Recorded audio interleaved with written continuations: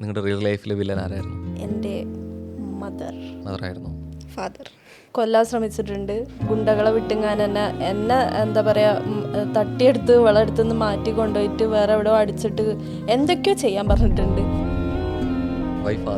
ഒരു മകളോടും ഒരച്ഛനും ചെയ്യാൻ പാടില്ലാത്തൊരു കാര്യം പുള്ളി ചെയ്തിട്ടുണ്ട്. വാക്കുകളാൽ സംസാരിക്കാൻ ബുദ്ധിമുട്ടുള്ള കാര്യമാണ്. ബുദ്ധിമുട്ടുള്ള അതിൽ ആക്ച്വലി നൂറയെ കുറിച്ച് രണ്ടുപേര് പറയണമെങ്കിൽ എങ്ങനെയായിരിക്കും? ഒന്നും വരുന്നില്ല, പെട്ടെന്ന് ചോദിക്കുമ്പോൾ നമുക്ക് പറയാൻ കിട്ടും. പിന്നെ മോക്ക് 2 മണിക്കൂറാണ് ഇപ്പൊ പറയും. ഈ ചിലത് നമ്മൾ അങ്ങനെയാണെന്ന് അറിഞ്ഞാലും ചിലപ്പോൾ വിട്ടുകൊടുക്കും. അങ്ങനെയൊക്കെ ഉണ്ടോ ശരിക്കും? എങ്ങനെ ഉടായിപ്പാണെന്ന് അറിഞ്ഞാലും ഞാൻ അങ്ങനെ വിട്ടുകൊടുക്കലുണ്ട്. എന്തെങ്കിലും പെട്ടെന്ന് എനിക്ക് മടുത്തു. ഇപ്പൊ ഞങ്ങൾക്ക് 2 പേർക്കും മക്കളുണ്ടെങ്കിൽ ഞങ്ങൾ എന്തായിരുന്നു, ഞങ്ങൾ എതിലൂടെ ഒക്കെയാണ് വന്നത് എന്നൊക്കെ കംപ്ലീറ്റ് പറഞ്ഞ് മനസ്സിലാക്കും. അത് നമ്മളെന്തായാലും പറയണം.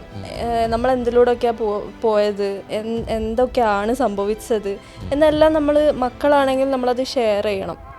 കുക്ക് ചെയ്യുന്ന കാര്യങ്ങളൊക്കെ ശരിക്കും പൊതുവെ ചെയ്യും, ഞാനും ചെയ്യും, ഇവളും ചെയ്യും. പക്ഷെ നല്ലതാവുക ഇവക്കാണ്. അങ്ങനെ കുറച്ച് കൂടുതൽ കൈപുണ്യമുണ്ടെന്ന്. അതങ്ങനെയല്ല, നേരെ തിരിച്ചാ. നന്നായി ഉണ്ടാക്കുന്ന പറഞ്ഞാൽ ഉണ്ടാക്കിക്കോളൂല്ലോ, കഴിച്ചാൽ മതിയല്ലോ. അങ്ങനെയായിരുന്നോ? കുടുംബകലഹം റൊമാൻറ്റിക് ഭയങ്കര റൊമാൻറ്റിസൈസിങ് ഭയങ്കരമായിട്ട് ഇമാജിൻ ചെയ്യുന്ന പരിപാടികളും അത് വെക്കട്ടെ നല്ല ഉണ്ട്. നമ്മൾ റിഗ്രറ്റ് ചെയ്തിരിക്കുന്നത് എന്നെ പ്രശ്നമാക്കുന്ന ഒരു പ്രശ്നമാണ് റിഗ്രറ്റ്. എനിക്ക് അങ്ങനെ റിഗ്രറ്റ് ചെയ്യണം എന്ന് തോന്നിയിട്ടില്ല. ലൈക്ക് ഒരു കാര്യമാണെങ്കിൽ ഓക്കെ ഞാൻ ഈ ഒരു ഡിസിഷൻ എടുത്തുകൊണ്ടാണ് ഇങ്ങനെ ആയത്, അതിന് റിഗ്രറ്റ് ചെയ്തിട്ട് കാര്യമില്ല, അതിനോട് പോവുക. അല്ലെങ്കിൽ അത് എനിക്ക് ചില കാര്യങ്ങൾ അങ്ങനെ റീതിങ്ക് ചെയ്യുമല്ലോ നമ്മൾ ലൈഫിൽ ഡിസിഷൻസ്, അങ്ങനെ തിങ്ക് ചെയ്യുമല്ലോ അത് വേണ്ടായിരുന്നു, അങ്ങനെ തോന്നിയിട്ടില്ല. ഈ ആളുകൾക്ക് നമ്മളിപ്പോഴും പറയുന്നതാണ്, ഈ കല്യാണം കഴിക്കുമ്പോൾ തന്നെ എടുത്ത് പറയുന്ന ഒരു കാര്യമാണ്, ശരിക്കും നിങ്ങൾക്ക് വയസ്സാങ്കാലത്ത് ഒരു കൂട്ട് വേണ്ടേ അല്ലെങ്കിൽ ഒരു താങ്ങായിട്ട് വേണ്ടേ എന്നുള്ളൊരു സാധനം. ശരിക്കും അത്തരം സ്റ്റേറ്റ്മെന്റിനോട് യോജിപ്പുണ്ടോ? ഇല്ല, കാരണം നമുക്ക് എങ്ങനെ ഗ്യാരണ്ടി ചെയ്യാൻ പറ്റും? ഇപ്പൊ പ്രായമായി കഴിഞ്ഞാൽ മക്കള് നമ്മളെ നോക്കുന്നുള്ളത്, അങ്ങനെ ഒരു എക്സ്പെക്ടേഷൻ വെച്ച് നിൽക്കാൻ പറ്റൂലല്ലോ. പറ്റില്ല, ഇല്ല തീരെ പറ്റൂല. അത് മനസ്സിലായി. അല്ല ഒട്ടും പറ്റില്ല, സീരിയസ്ലി. നമുക്ക് എങ്ങനെ ഗ്യാരണ്ടി ചെയ്യാൻ? എനിക്ക് തോന്നുന്നുണ്ട് അതിലൊക്കെ ശരിക്കും കാരണം ഒരാളെ നമ്മൾ ഭൂമിയിലോട്ട് ഒരിക്കലും അങ്ങനെ ആവുകയും ചെയ്യരുത് കേട്ടോ. എൻ്റെ ഒരു ഒപ്പീനിയൻ എന്ന് പറഞ്ഞാൽ നമ്മൾ ഒരിക്കലും ഒരു മക്കളെ എക്സ്പെക്ടേഷൻ വെച്ച്, അതായത് ഒരു പ്രായ നോക്കും ഓൽക്ക് ഇന്ന ബേർഡൻസ് നമുക്ക് കൊടുക്കാമെന്ന് പറഞ്ഞ് നമ്മൾ നിൽക്കരുത്. അത്തരം ഒരു ഇഷ്ടങ്ങൾ അവരിലേക്ക് നിങ്ങൾ കൊടുക്കും. അപ്പം നിങ്ങളുടെ ഇഷ്ട താല്പര്യങ്ങൾ അവർ വളർന്നു വരുമ്പോൾ ഉണ്ടാവുമല്ലോ, തിരിച്ചത് അവരെ കാണിക്കണം എന്നൊക്കെ നിങ്ങൾക്ക് തോന്നും മക്കളോട്? അതായത് മക്കളെ നമ്മളോട് അവർക്ക് അവരുടേതായിട്ടുള്ള ഇഷ്ടങ്ങൾ ഉണ്ടാവില്ലേ? ഇപ്പൊ എന്ത് ഇഷ്ടങ്ങളാണ് രോഹൻ ചോദിച്ചത്? അതായത് നമ്മളെ നോക്കണം, അങ്ങനെയാണോ? എന്തു തന്നെയാണെങ്കിലും ഇപ്പം സ്നേഹം അത് നമുക്ക് തിരിച്ചും കിട്ടിയാൽ കൊള്ളാന്നൊക്കെ ഉണ്ടാവും അല്ലേ? അപ്പൊ അങ്ങനെ അല്ലാണ്ട് വേറൊന്നും എക്സ്പെക്ട് ചെയ്തിട്ടല്ല നമ്മളൊരു കുട്ടീനെ റേസ് ചെയ്യുക. അങ്ങനെ ചെയ്യാനും പാടില്ല. ലൈക്ക് അവരൊരു ഇൻഡിവിജ്വൽ ആണ്. ഇപ്പം നമ്മളൊരു കുട്ടീനെ നമ്മുടെ ഫാമിലിയിലോട്ട് വെൽക്കം ചെയ്യുന്നത് നമ്മുടെ ഫാമിലി എക്സ്പാൻഡ് ചെയ്യാനാണ്. അല്ലാതെ ഓക്കെ ഞാൻ പറയുന്നത് ഈ കുട്ടിയിലൂടെ എനിക്ക് സാക്ഷാത്കരിക്കാനാണ്, അങ്ങനത്തെ ഒരു മൈൻഡ് സെറ്റിലൂടെ കൊണ്ടുവരുന്നത് പ്രശ്നകരമാണ്. ഈ ഇഷ്ടം വ്യക്തിപരമാണ് അല്ലേ? അവനവൻ്റെ ഇഷ്ടമാണ് ആരോട് തോന്നണം എന്നുള്ളത്, അല്ലെങ്കിൽ എങ്ങനെ ജീവിക്കണം എന്നുള്ളത്. നിങ്ങൾ രണ്ടുപേരുടെ ഇഷ്ടം അങ്ങനെ ഒരുമിച്ച് വന്നു കഴിഞ്ഞപ്പോൾ ഒരുമിച്ചുള്ളൊരു യാത്ര അങ്ങനെ തുടങ്ങി എന്നുള്ളത്. ഇപ്പോൾ ആരോട് വേണമെങ്കിലും ഇഷ്ടങ്ങളോ അല്ലെങ്കിൽ പ്രണയത്തിൽ എന്നുള്ള രീതിയിലേക്ക് ഇപ്പോൾ ഒരുമിച്ച് ജീവിച്ചവർ തന്നെ, ഇപ്പോൾ ലവ് മാരേജിൽ തന്നെ വീട്ടുകാരുടെ എതിർപ്പോടൊക്കെ കൂടി വന്ന് ജീവിച്ചു തുടങ്ങിയവരുടെ കുറേ കഴിഞ്ഞപ്പോൾ പല അഭിപ്രായ വ്യത്യാസങ്ങളിൽ മാറിയിട്ടൊക്കെ പോയിട്ടുണ്ട്. നിങ്ങളിലെ അങ്ങനെ സംഭവിക്കാതിരിക്കട്ടെ, അങ്ങനെ ഒരു ഇഷ്ടക്കേടോ അല്ലെങ്കിൽ അത്തരത്തിലൊരു മറ്റൊരു അഭിപ്രായം വന്നു കഴിഞ്ഞാൽ ഉൾക്കൊള്ളാൻ കൂടി നിങ്ങൾ തയ്യാറാണോ? എന്താ ഈ ഒരു ഇഷ്ടം മാറിയാൽ? ഇഷ്ടം മാറൂല.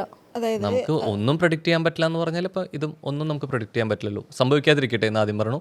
എങ്കിൽ പോലും നമുക്കിപ്പോൾ വീട്ടുകാർ ഒരുപാട് എതിർത്ത പ്രണയവിവാഹങ്ങളിൽ തന്നെ കുറേ കഴിഞ്ഞിട്ട് എതിർപ്പുണ്ടായിട്ടും ഡിവോഴ്സ് ഉണ്ടായിട്ടും ഒക്കെ ഉണ്ടായിട്ടുണ്ട്. ശരിക്കും അത്തരത്തിൽ നിങ്ങളൊരു ഇഷ്ടം അങ്ങനെ ഒരു മാറ്റം വന്നാൽ ആ ആളുടെ ഇഷ്ടത്തെയും അനിഷ്ടത്തെയും ഉൾക്കൊള്ളാൻ നിങ്ങൾ തയ്യാറാണോ? ഇപ്പോൾ ശരിക്കും ബുദ്ധിമുട്ടാണ്.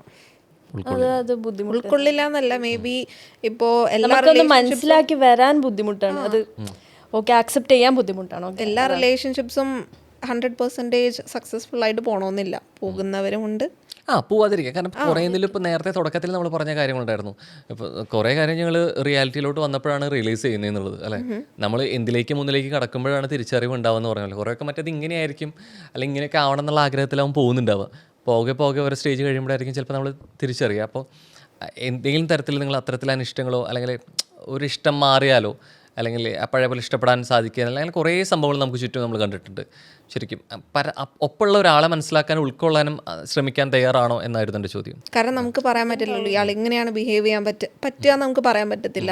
നമ്മൾ പ്രായം കൂടുന്തോറും പ്രായവർക്ക് കുട്ടികളുടെ സ്വഭാവമാണെന്ന് പറയില്ലേ, മാറും. ഞാനും കുറേ ഇവോൾവ് ആയിട്ടുണ്ട്, ബിഹേവിയറിൽ കുറേ വ്യത്യാസങ്ങളുണ്ട്. പ്രേമിച്ചിരുന്ന ആ ഒരു സമയത്തെ ബിഹേവിയർ അല്ല ഇപ്പോൾ, അപ്പോഴത്തെ ഒരു ലൈഫല്ല.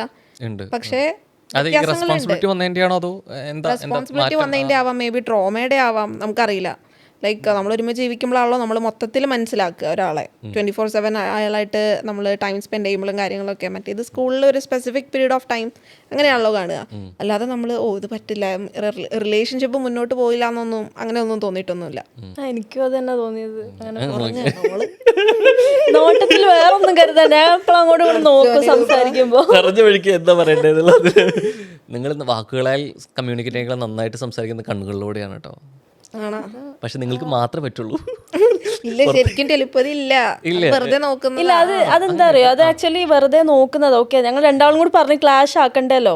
അപ്പോൾ പറഞ്ഞോട്ടെ, പറയാൻ നിൽക്കുകയാണെങ്കിൽ എനിക്ക് നിർത്താം. സംസാരത്തിൽ മാത്രമാണോ അതോ ഇങ്ങനെ അപ്പിയറൻസിൽ കാണുന്നതിലുണ്ട് ഈ ആഗ്രഹം? പിന്നെ സംസാരിക്കുന്ന ആഗ്രഹങ്ങളെ പോലെ ഇന്നത് ഇങ്ങനെ ഇട്ടാൽ കാണാൻ ഇഷ്ടമാണ്, ഇങ്ങനെ ഡ്രസ്സ് ചെയ്താൽ കാണാൻ ഇഷ്ടമാണ്, അല്ലെങ്കിൽ ആതിരയ്ക്ക് വേണ്ടി നൂറയ്ക്ക് വേണ്ടിയിട്ട് അതിൽ അങ്ങനെ ഡ്രസ്സ് ചെയ്യാറൊക്കെ ഉണ്ടോ?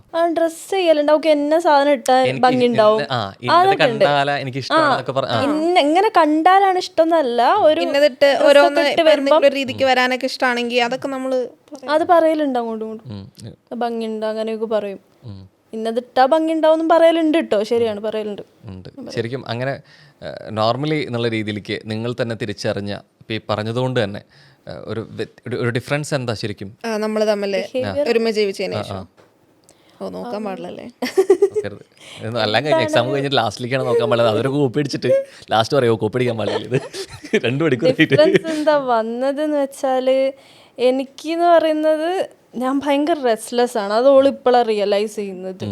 മുന്നേ ഇപ്പം നമ്മൾ കാണുന്നില്ലല്ലോ ഞാൻ എത്രത്തോളം റെസ്റ്റ്ലെസ് ആണെന്നുള്ളത് ഓള് കാണുന്നില്ല. അപ്പോൾ ഇത്രത്തോളം റെസ്റ്റ്ലെസ് ആയിരുന്നു ഞാൻ അറിഞ്ഞില്ലായിരുന്നു എന്നുള്ളത്. ഞാൻ ഇടയ്ക്ക് പറയും, ഒന്ന് ബ്രീത്ത് ചെയ്യ്, റഷ് ചെയ്യല്ലേ, ഞാൻ ഭയങ്കര നമുക്ക് ആരുടെയും കല്യാണം കൂടാൻ പോകാനില്ല, മെല്ലെ മതി, അങ്ങനെ ഞാൻ പറയലുണ്ട്. കാരണം എനിക്ക് റഷ്യയിൽ കാണുമ്പോൾ എനിക്കൊരു ശ്വാസം മുട്ടാം, എനിക്കൊന്നും തലയിൽ ഓടില്ല, ഞാൻ ബ്ലാങ്ക് ആയി പോകും.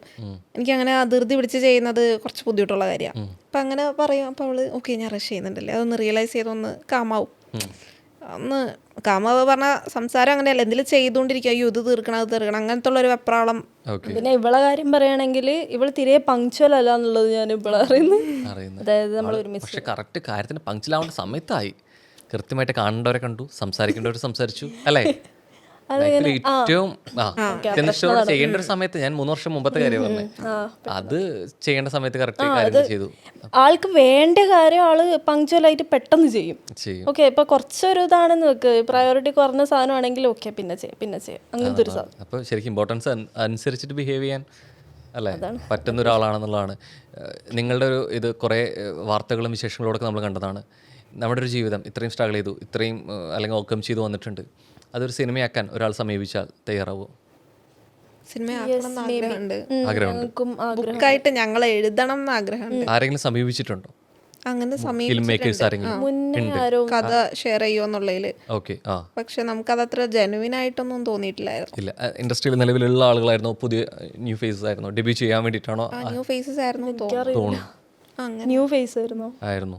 സംസാരിച്ചു, കഥ ഷെയർ ചെയ്യാൻ വേണ്ടിയിട്ടാണോ പറഞ്ഞത്? സിനിമയ്ക്ക് കഥ ഷെയർ ചെയ്യോ, നമുക്ക് നേരിട്ട് കാണാം, അങ്ങനത്തെ ഉള്ള രീതിക്ക് നിങ്ങൾക്ക് താല്പര്യമുണ്ടോ? നമ്മളെ എക്സാക്ട് സ്റ്റോറി അല്ലായിരുന്നു കേട്ടോ. അതായത് നമ്മളെ കുറച്ച് സ്റ്റോറിയെ അവരെടുക്കുന്നു പറഞ്ഞിട്ടുണ്ട്, അല്ലാതെ നമ്മുടെ മൊത്തം എടുക്കാനും അങ്ങനെ ചോദിച്ചു വന്നിട്ടുണ്ട്.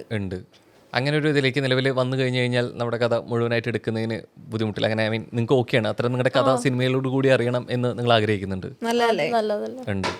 ഏത് രീതിയിലാണ് നല്ലതെന്ന് പറയാൻ കാരണം കുറേ പേരിലേക്ക് അത് ഒരു പ്രചോദനം എത്തും. കാണുമ്പോൾ ഇപ്പോൾ ഞങ്ങള്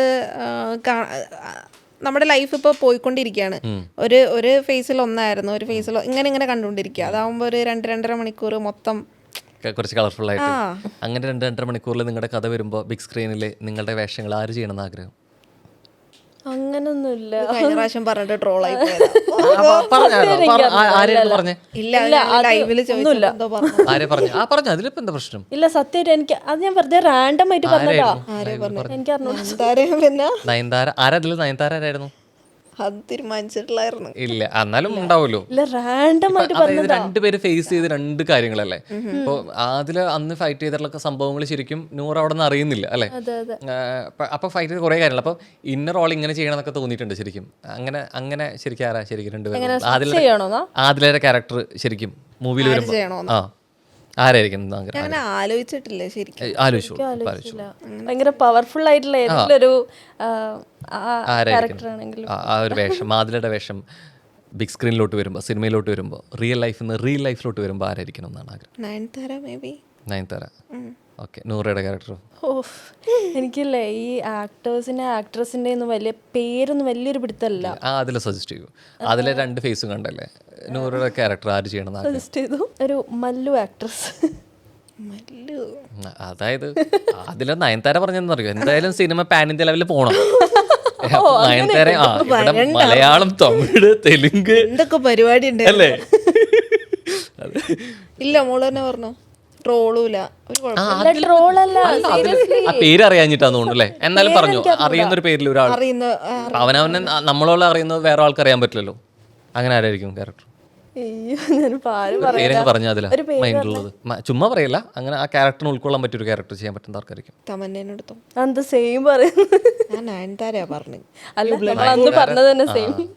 അതെയോ?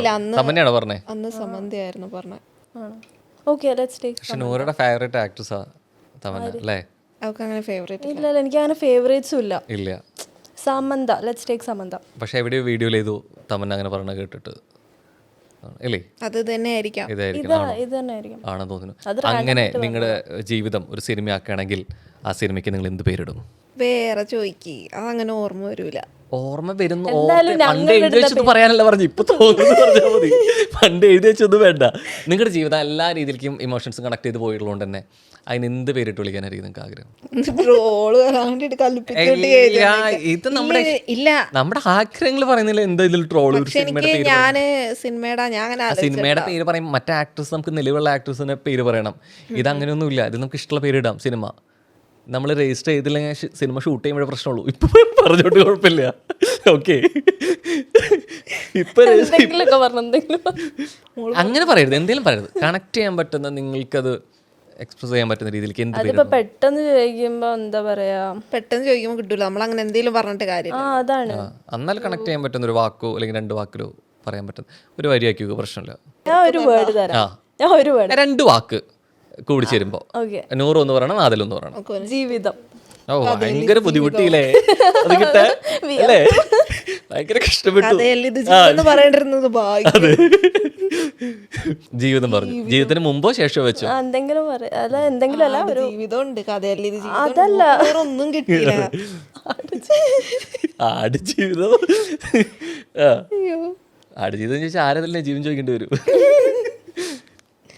ഓക്കെ. ജീവിതത്തിന് മുമ്പോ ശേഷം എന്തെങ്കിലും കേട്ടോ പോരട്ടെ. അതില കൊറേ എഴുതുന്ന ആളല്ലേ? കൊറേ ഒന്നും എഴുതൂല. ഇങ്ങനെയുള്ളത് ഇങ്ങനെ ആക്കല്ലേട്ടാ. കുത്തി അല്ല, അത്യാവശ്യം കുത്തി കുറിക്കും. സാഹിത്യമൊക്കെ ഉള്ള ആളായിരുന്നു പറഞ്ഞേ അല്ലേ? അതൊക്കെ പണ്ടായിരുന്നു. ഇപ്പൊ പൊടി തട്ടി എടുക്ക്. അല്ല, എനിക്ക് അങ്ങനെ എന്തെങ്കിലും ഒന്ന് പറഞ്ഞ് ഇതിനെ കുളവാക്കാൻ താല്പര്യമില്ല. അതുകൊണ്ടാണ്. ഓക്കെ, ശരിക്കും അങ്ങനെ ഒരു ആഗ്രഹം ഉണ്ടെങ്കിൽ അങ്ങനെ സംഭവിക്കുമ്പോൾ ആ പേര് വരട്ടെ അല്ലേ? അതെ, ഓക്കെ. അങ്ങനെ ഒരു സിനിമ പേരിട്ടു. നിങ്ങൾ 2 പേർക്ക് 2 കഥാപാത്രങ്ങളായിട്ട് ലീഡ് ചെയ്തു. ആ സിനിമയിൽ ഒരു വില്ലൻ ഉണ്ടെങ്കിൽ നിങ്ങളുടെ റിയൽ ലൈഫിലെ വില്ലൻ ആരായിരുന്നു? റിയൽ ലൈഫിലെ വില്ലൻ എൻ്റെ റിയൽ ലൈഫിൽ എനിക്ക് എൻ്റെ മദറായിരുന്നു. ഫാദർ. ഏത് സാഹചര്യത്തിൽ അതാ വില്ലൻ ആവുന്നത്? എപ്പോഴാണ്? അവരുടെ ഇഷ്ടങ്ങൾക്ക് യോജിക്കാതിരുന്നോണ്ട് വേറെ രീതിയിലേക്കോ? അത് മാത്രമാണെങ്കിൽ പ്രശ്നമല്ല. അത് മാത്രമല്ല, കൊല്ലാൻ ശ്രമിച്ചിട്ടുണ്ട്. ഗുണ്ടകളെ വിട്ടുങ്ങാൻ എന്നെ എന്താ പറയാ തട്ടിയെടുത്ത് വളെടുത്തുനിന്ന് മാറ്റി കൊണ്ടുപോയിട്ട് വേറെ എവിടെയോ അടിച്ചിട്ട് എന്തൊക്കെയോ ചെയ്യാൻ പറഞ്ഞിട്ടുണ്ട്. ആ പ്രശ്നമുണ്ട്. റിലേഷൻഷിപ്പ് മാത്രമല്ല അവളുടെ കാര്യത്തിൽ, അതല്ലാതെ കുറേ പ്രശ്നങ്ങളുണ്ട്. അത് നമുക്ക് കുറച്ച് ബുദ്ധിമുട്ടാണ് അത് പറയാനായിട്ട്. ആണല്ലേ? അത് ഇതിന് ഇഷ്യൂസിനൊക്കെ മുമ്പ്, അതിലേക്ക് മുമ്പ് അറിയായിരുന്നോ? ഷെയർ ചെയ്തിട്ടുണ്ടോ? അല്ല, ഈ വിഷയങ്ങളൊക്കെ ഷെയർ ചെയ്തിട്ടുണ്ടോ? എനിക്കറിയാം.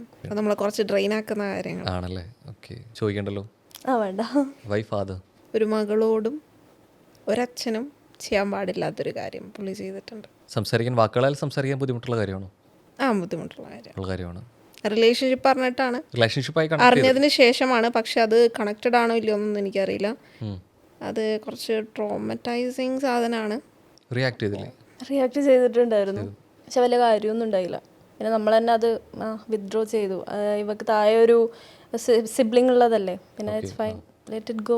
ഈ പ്രണയത്തെക്കുറിച്ച് കുറേ വരികൾ നമ്മൾ കേട്ടിട്ടുണ്ട്, കണ്ടിട്ടുണ്ട്. പക്ഷേ പരസ്പരം നിങ്ങളുടെ പ്രണയത്തെ നിങ്ങൾ എന്ത് വാക്കുകളാൽ, എന്ത് വരികളാൽ പറയാനാണ് നിങ്ങൾ ആഗ്രഹിക്കുന്നത്? പ്രണയം കുറച്ച് ക്രിഞ്ചാണ്. അങ്ങനെയല്ല, എന്നാലും അതിൽ ആക്ച്വലി നൂറയെ കുറിച്ച് രണ്ടുപേര് പറയുകയാണെങ്കിൽ എങ്ങനെയായിരിക്കും? രണ്ടുപേര് കുറച്ച് കാവ്യാത്മയായിക്കോട്ടെ, കുറച്ച് സാഹിത്യമൊക്കെ പുറത്തോട്ട് വന്നോട്ടെ.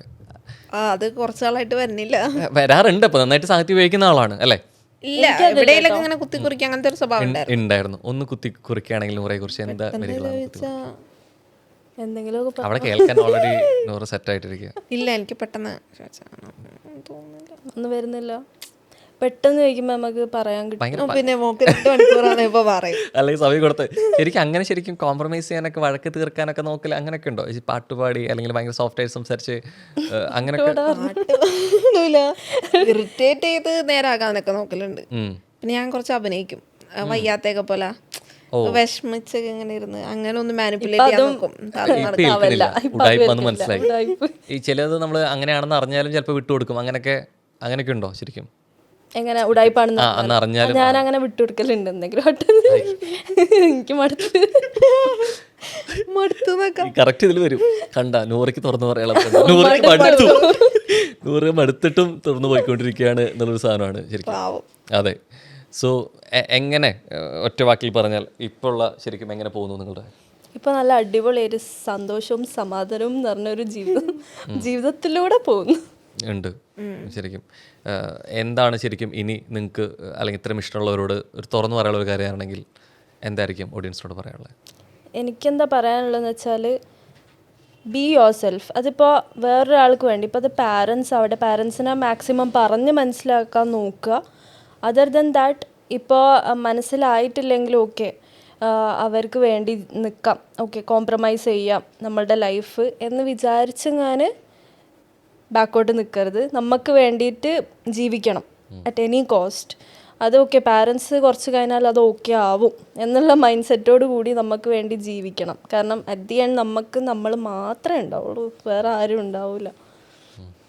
അതന്നെ എനിക്കും പറയാനുള്ളത്. കാരണം പാരൻസിൻ്റെയാണ് മെയിനായിട്ട് നമ്മളെല്ലാവരും നോക്കുന്നത്. പാരൻസ് ആയിക്കോട്ടെ, സിബ്ലിങ്സ് ആയിക്കോട്ടെ. ഇനിയിപ്പോൾ നമ്മൾ ഇറങ്ങിയാൽ നമ്മുടെ സിബ്ലിങ്സിൻ്റെ മാരേജ് എങ്ങനെയായിരിക്കും, അല്ലെങ്കിൽ അവരുടെ ലൈഫ് ആകെ കൊളാവോ, അങ്ങനെയൊന്നുമില്ല. എല്ലാവരെയും ലൈഫ് ബിൽഡ് ചെയ്യും. അതിപ്പോൾ എന്ത് സിറ്റുവേഷൻ വന്നാലും നമ്മൾ നേരിട്ടേ പറ്റത്തുള്ളൂ. അതിന് പറ്റാത്ത ആൾക്കാരാണ് വേറെ ഭയങ്കര ഇതായിട്ട് പോകുന്നത്. എല്ലാവരും വിചാരിച്ച് നടക്കാവുന്ന കാര്യമുള്ളൂ. സോ നമ്മൾ ആർക്കും വേണ്ടി സാക്രിഫൈസ് ചെയ്യണ്ടെന്നാണ് എനിക്ക് പറയാനുള്ളത്. കാരണം ഞാൻ സാക്രിഫൈസ് ചെയ്തില്ല. അതുകൊണ്ട് എനിക്ക് ഇന്ന് എന്നെ മനസ്സിലാക്കുന്ന ഒരു പാർട്ട്ണർ ഉണ്ട്. മേ ബി നാളെ എൻ്റെ പാരൻസ് മേ ബി റെഡി ആവുമായിരിക്കാം. ആ ഒരു ഹോപ്പ് ഉണ്ട്.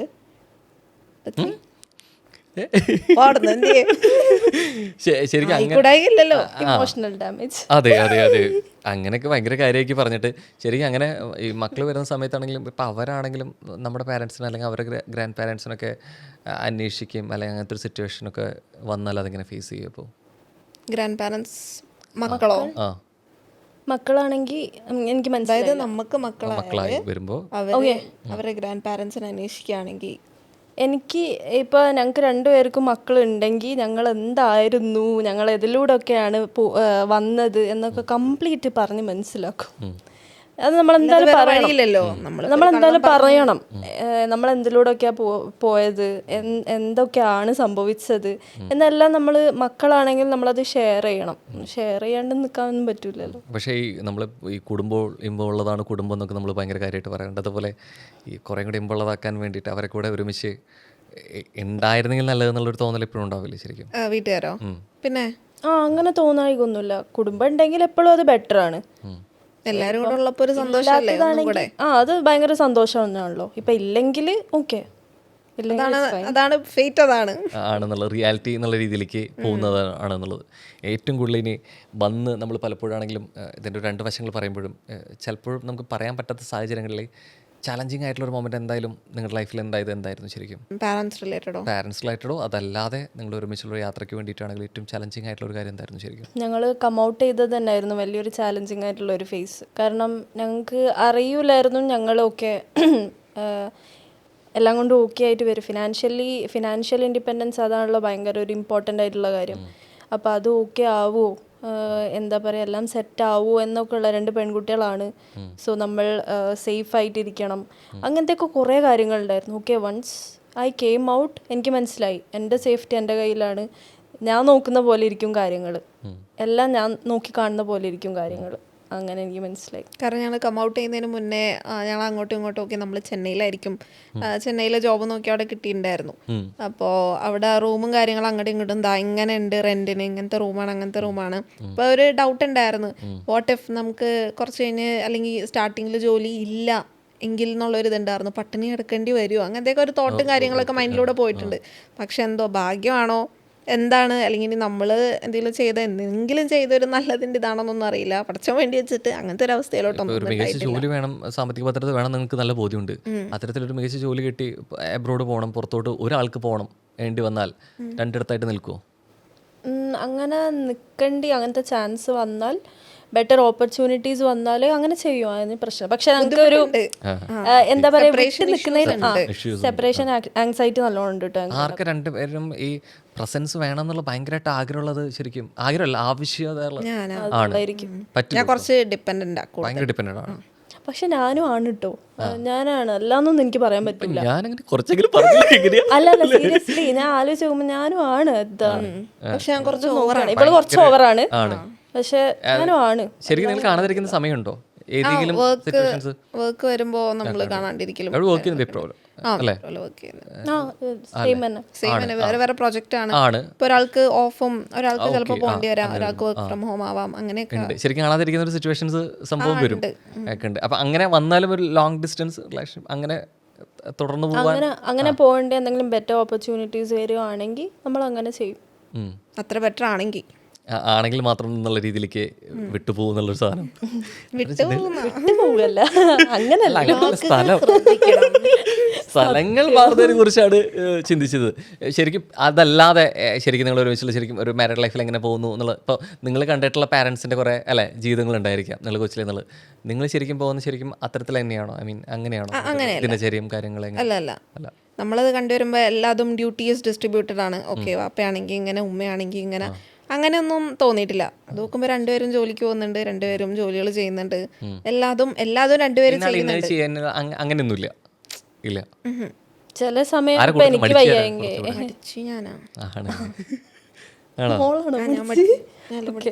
അവള് എന്തെങ്കിലും ചെയ്യാൻ പറയും, പക്ഷെ ഞാൻ അങ്ങനെ ഇരിക്കും, ലാസ്റ്റ് പറയുമ്പോഴായിരിക്കും ചെയ്യുന്നത്. ഞാൻ ഭയങ്കര ഹൈപ്പർ ആക്റ്റീവ്, എനിക്ക് ഭയങ്കര അങ്ങനെ എന്തെങ്കിലുമൊക്കെ ചെയ്ത് ഇങ്ങനെ ചെയ്യണം എന്നുള്ള സാധനം ഭയങ്കര ഹൈപ്പർ ആക്റ്റീവാ. ഉണ്ട്. കുക്ക് ചെയ്യുന്ന കാര്യങ്ങളൊക്കെ ശരിക്കും പൊതുവെ ശരിക്കും ചെയ്യും, ഞാനും ചെയ്യും, ഇവളും ചെയ്യും, പക്ഷെ നല്ലതാവുക ഇവക്കാണ്. കുറച്ച് കൂടുതൽ കൈപുണ്യം ഉണ്ടെന്ന്. അതങ്ങനെയല്ല, നേരെ തിരിച്ചാ, നന്നായി ഉണ്ടാക്കുന്ന പറഞ്ഞാൽ ഉണ്ടാക്കിക്കോളൂല്ലോ, നമ്മൾ കഴിച്ചാൽ മതിയല്ലോ. അതുകൊണ്ട് അങ്ങനെയായിരുന്നോ? കുടുംബകലഹം മറ്റേല് പഞ്ചാബ് ഹൗസിലോ ഇതിൽ ആരും നന്നായിട്ട് ഞാനാ പിന്നെ ചെയ്യിപ്പിക്കാതെ പറഞ്ഞ പോലെ ഞാൻ അങ്ങനെ ഉണ്ടാക്കൊന്നുമില്ലായിരുന്നു. ഇവള് പിന്നെ ഉമ്മ നാട്ടിലാക്കി, സിബ്ലിങ്സ് കുറെ ഉണ്ടല്ലോ, അപ്പൊ അങ്ങനെ എക്സ്പീരിയൻസ് ഉണ്ടാവും. ഞാൻ തീരെ കിച്ചണും കയറാത്ത ഒരാളായിരുന്നു, പക്ഷെ ഇപ്പൊ കുഴപ്പമില്ല. സത്യം അല്ല, ഇപ്പൊ ഇവള് കേറും. ഞാൻ എപ്പോഴും കിച്ചണിൽ കേറൊന്നുമില്ല, ഇപ്പൊ ഇവള് കേറിയ മതിയാവുള്ളൂ. നിർബന്ധം എന്നുള്ളൊരു സാധനം കയറാൻ എനിക്ക് കുറച്ച് മടിയാണ്, ഇവള് കേറും. ഫുഡ് കഴിച്ചാൽ മതിയല്ലോ, നിറഞ്ഞാൽ മതി എന്നുള്ള സാധനം. വേറെ ശരിക്കും എന്നുള്ള രീതിയിലേക്ക് ഇപ്പം പുറത്ത് പോകണം, ശരിക്കും കുറെ കൂടി നിങ്ങൾ ഒരുമിച്ചുള്ള ഒരു സമയം ഏറ്റവും ഹാപ്പിനെസ് അല്ലെങ്കിൽ ഏറ്റവും കുറെ കൂടി നിങ്ങൾ ത്രിൽ ഉണ്ടാക്കുന്ന ഒരു കാര്യം എന്താ ശരിക്കും? ഒരുമിച്ച് ട്രാവൽ ചെയ്യുന്നത്. അത് ഭയങ്കര ഇതാണ്. കാരണം നമ്മൾ ട്രാവൽ ചെയ്യുകയാണെങ്കിൽ ലീവ് എല്ലാം എടുത്തിട്ടായിരിക്കും. ലൈക്ക് ഇപ്പോൾ ഇവളുടെ കഴിഞ്ഞ ബർത്ത്ഡേക്ക് ഞങ്ങൾ ഒരു 5 ദിവസം ഫുള്ള് 2 വീലറിൽ കറങ്ങിയായിരുന്നു. മൂന്നാർ, തേക്കടി, അങ്ങനെ കുറച്ച് റിസോർട്ടും കാര്യങ്ങളും. അത് എനിക്ക് നല്ലൊരു എക്സ്പീരിയൻസ് ആയിരുന്നു. നമ്മൾ പഠിച്ചതൊക്കെ പുറത്തുമാണ്. 3 വർഷം ഡിഗ്രിക്ക് വന്ന് അതിനുശേഷം പിന്നെ റിലേഷൻഷിപ്പിന്റെ പ്രശ്നമായി, അങ്ങനെയായി. നമ്മളങ്ങനെ ഒന്ന് എക്സ്പ്ലോർ ചെയ്യും, ഒറ്റക്ക് പോയിട്ട് അങ്ങനത്തെ ഒന്നൊന്നുമില്ല. ഇത് നമ്മൾ ജസ്റ്റ് റേഞ്ച് ഇല്ലാത്തടത്ത് ഓഫ്ലൈൻ മാപ്പൊക്കെ ഇട്ട് അങ്ങനെ ലൊക്കേഷനൊക്കെ നോക്കി, മഴ പെയ്യുന്നിടക്ക് റെയിൻ കോട്ട് ഇട്ട് നല്ല സ്പോട്ട് കാണുമ്പോൾ നിർത്തും, അങ്ങനെ അത് നല്ലൊരു എക്സ്പീരിയൻസ് ആയിരുന്നു.